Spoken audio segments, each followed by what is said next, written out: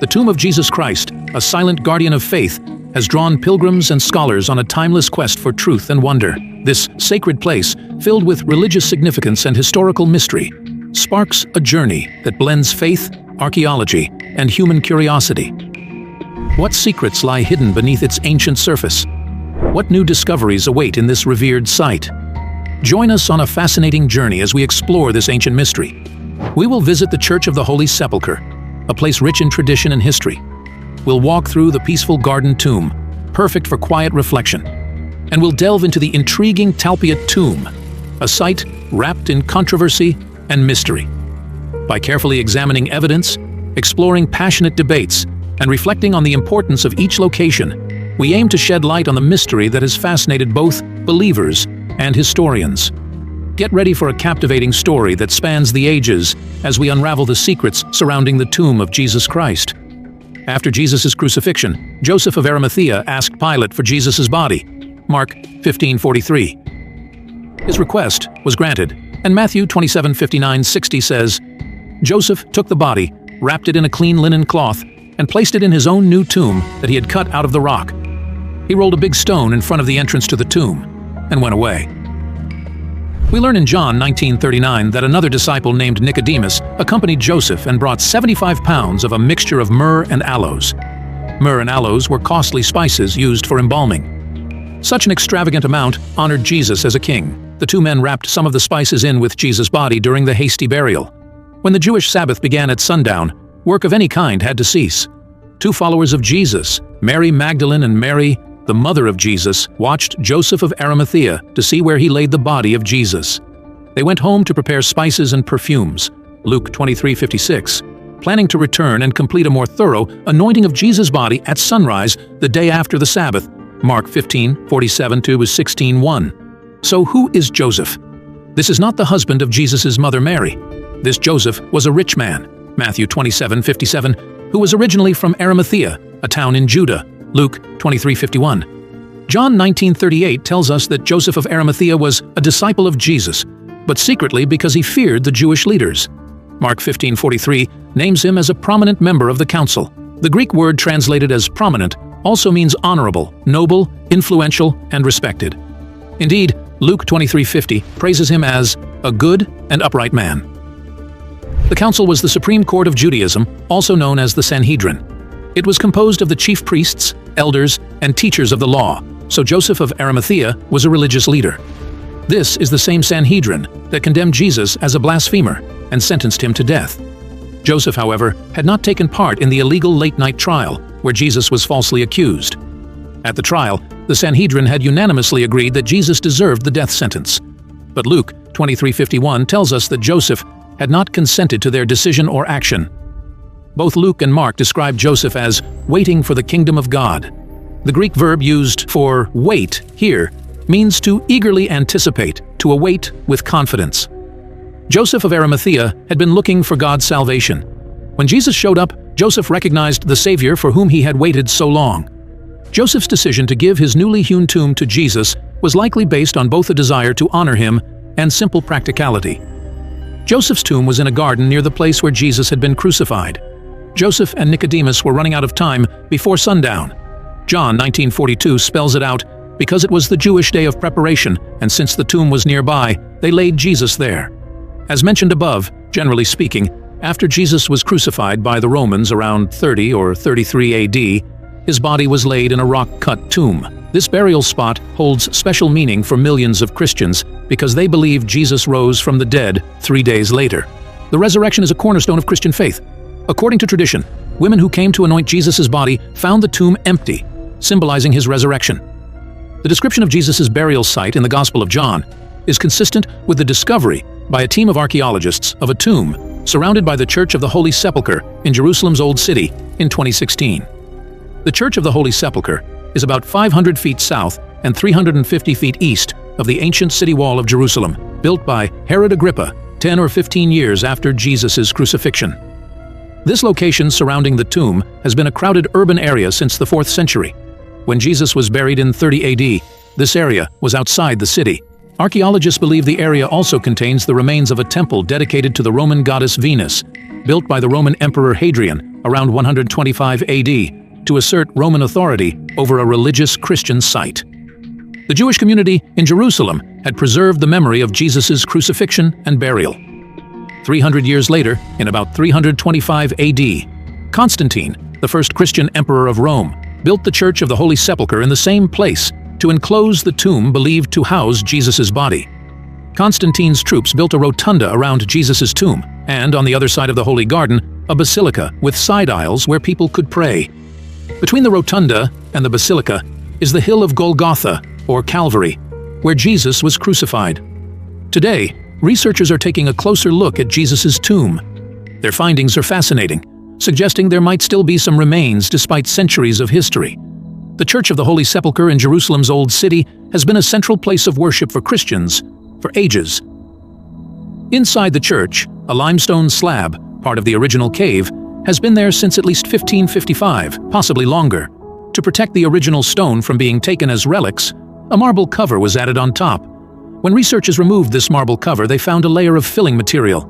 Working diligently for 60 hours, they uncovered another marble slab with a carved cross on it. Beneath this slab was the original limestone burial bed, remarkably intact. They carefully cleared away debris, revealing the very rock believed to be where Jesus was buried. They also found a Christian cross, likely carved during the Crusades. Archaeologist Frederick Hebert and his team were astonished by a remarkable discovery during recent excavations at the Church of the Holy Sepulchre.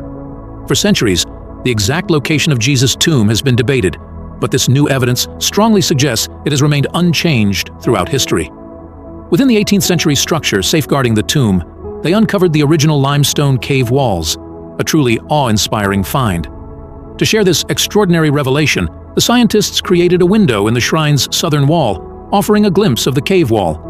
Antonio Maropoulou, the scientific director overseeing conservation efforts, eloquently stated, "This is the holiest rock of all time, and now we can finally see it."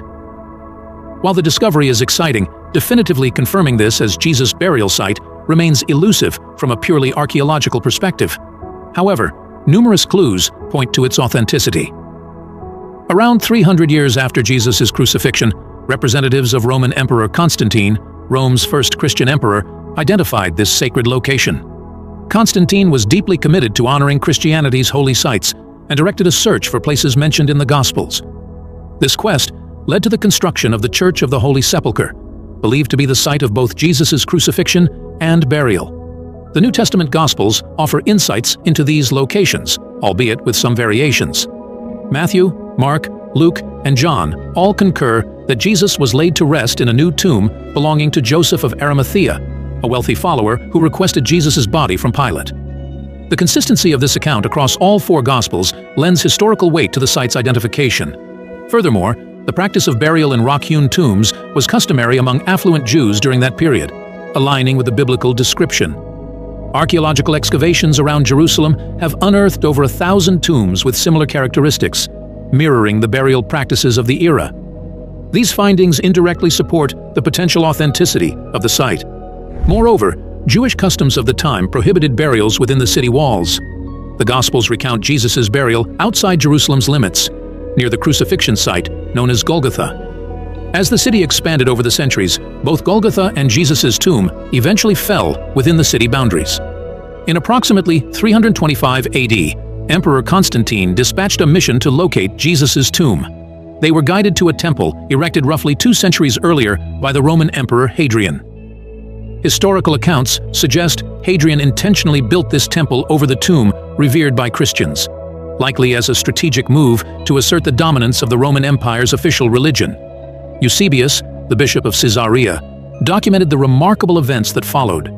During their excavation, the explorers demolished the Roman temple, revealing a rock-cut tomb beneath. This astonishing discovery prompted them to clear the top of the cave for a closer look and construct a church around the tomb to safeguard it. This marked the site believed to be Jesus' final resting place.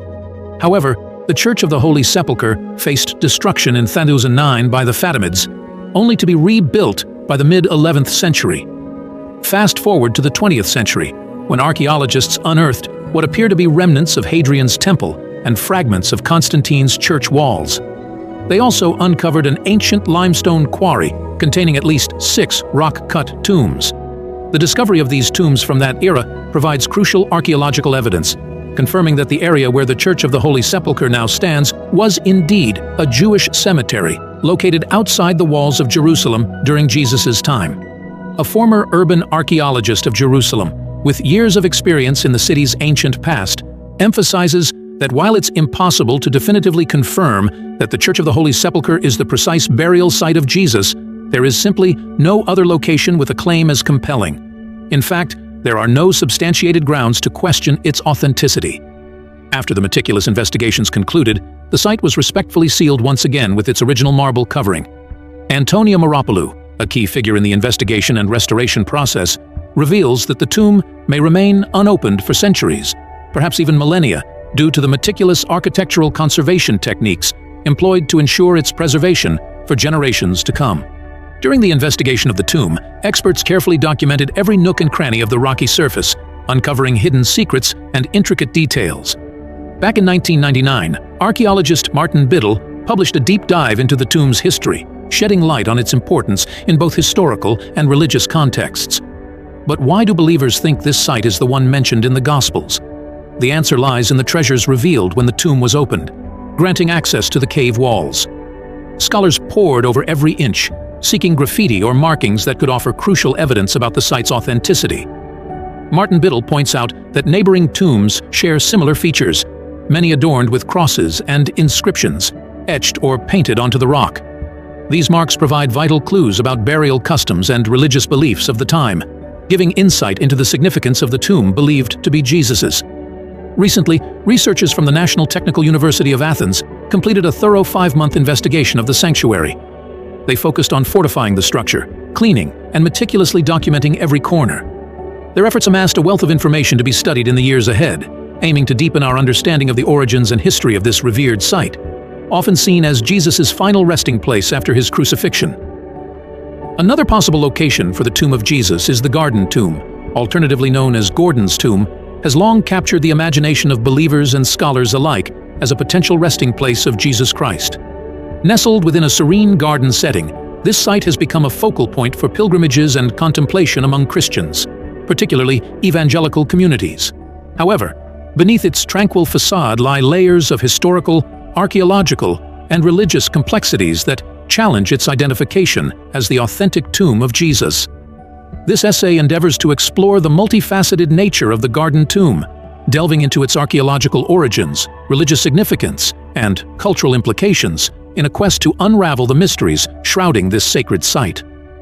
From an archaeological standpoint, the Garden Tomb presents a conundrum that extends beyond its serene exterior. While its picturesque surroundings and architectural features evoke the ambiance of a first-century burial site, closer examination reveals discrepancies that cast doubt on its authenticity. Notably, the absence of Second Temple-era tombs in the vicinity contradicts the historical context in which Jesus lived and died. Renowned archaeologist Gabriel Barquet's research, which dates the tomb to the Iron Age, further challenges its association with Jesus' time. The typological similarities between the Garden Tomb and First Temple-era tombs suggest an antiquity predating Jesus by several centuries. This evidence underscores the complexities of archaeological interpretation and the challenges of reconciling faith with empirical inquiry. Despite archaeological findings pointing to its antiquity, the Garden Tomb continues to hold profound religious and cultural significance for Christians worldwide. Its tranquil setting and resemblance to the biblical narrative of a garden tomb offer believers a tangible connection to the events of Jesus' crucifixion and resurrection. For evangelical Christians, in particular, the Garden Tomb serves as a sacred pilgrimage site, inviting contemplation, prayer, and spiritual renewal. However, the authenticity of the site as the actual tomb of Jesus remains a matter of debate and skepticism among scholars and religious authorities. The tension between faith and empirical evidence underscores the nuanced relationship between religion, culture, and the quest for historical truth. At the end, the Garden Tomb stands as a testament to the enduring legacy of Jesus Christ, transcending its archaeological ambiguity and religious complexities. As scholars continue to unravel the mysteries surrounding this sacred site, the Garden Tomb serves as a poignant reminder of the enduring power of faith, culture, and the quest for historical truth in shaping our understanding of the past and present. There is another thesis about Jesus' tomb, which is Talpiot tomb. In 1980, construction workers in the East Jerusalem neighborhood of Talpiot unearthed an ancient tomb that would become the center of significant controversy and scholarly debate. Dubbed the Talpiot tomb, and sometimes referred to as the Jesus family tomb, this archaeological find contained ossuaries, or bone boxes, with inscriptions that some scholars believe refer to Jesus of Nazareth and members of his family. The Talpiot tomb contained 10 ossuaries, 6 of which bore inscriptions with names such as Jesus son of Joseph, Maria, Mariamne Emara, and Judah son of Jesus. While these names were common in the 1st century CE, their presence in the same tomb sparked speculation about a possible connection to the biblical figures of Jesus and his family. The claims surrounding the Talpiot tomb were amplified by a 2007 documentary titled The Lost Tomb of Jesus, which argued that the tomb provided evidence of Jesus' marriage to Mary Magdalene and the existence of their son, Judah. These claims, however, have been met with widespread skepticism and criticism from the academic community. The majority of archaeologists and biblical scholars reject the hypothesis that the Talpiot tomb is the burial site of Jesus and his family.